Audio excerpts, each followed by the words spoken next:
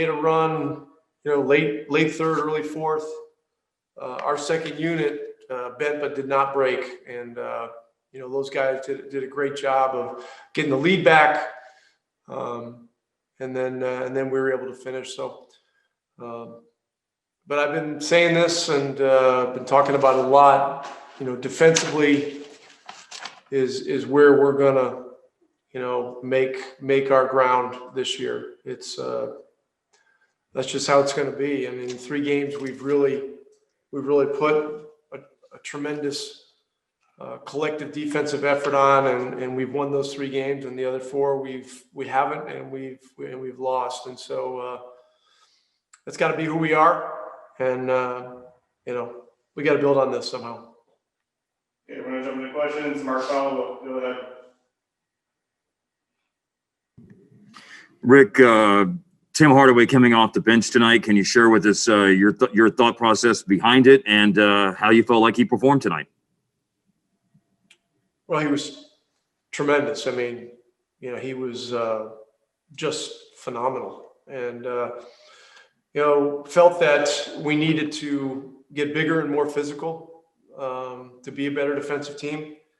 And when I change the lineup, I don't like changing one person. It never really feels right to me. You don't blame how things are going on one person. And so we looked at some numbers, we looked at some film, and the 2 guys that made sense to start were Maxey and Willie, and they did a good job. But Powell and Hardaway were terrific too. And so it was a really strong character performance by Tim. I mean, his concentration was laser-like all night long, and he was great at both ends of the floor. Okay, we're going to go to Tim McMahon. Tim? Rick, we've obviously seen these kind of performances from Luka in the past, not so much this season. What do you think has gotten him rolling again? Well, the work that he's put in, pretty obviously. Luka is one of many players that had heard that the season wasn't going to start till January or February. And so,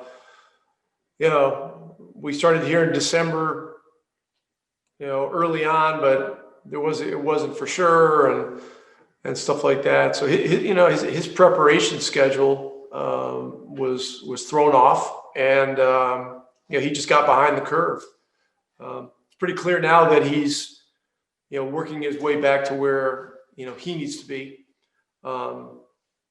As I mentioned the other night, all of his physical and conditioning indicators are really going in a good, strong direction, which is great.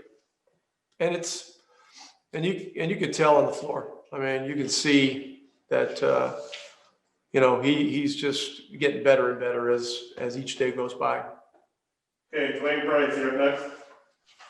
Rick, you got a big lift out of Cauley-Stein. Could you just talk about the 15 points and the 6 rebounds he got tonight and the big lift that you got from him?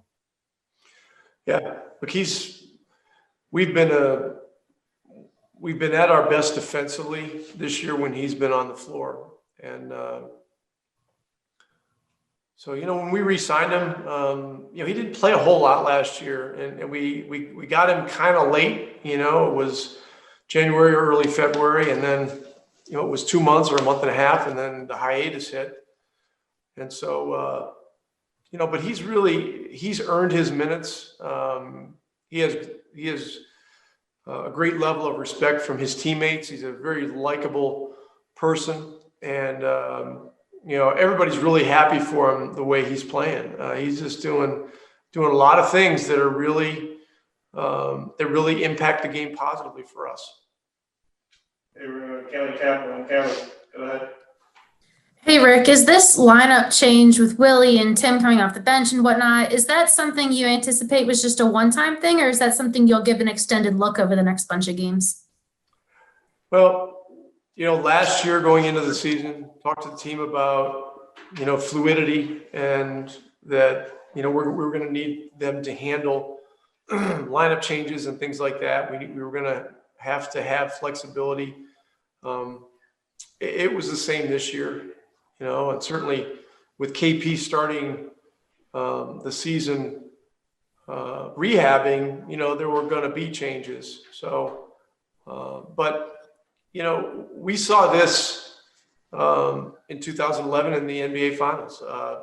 Deshaun Stevenson went from being, a solid starter to being, a high impact player off the bench because, he was all about the team and he approached it the right way. And, tonight, Tim Hardaway showed you what class and professionalism is, responding to a lineup change. I mean, he knew it wasn't a personal thing.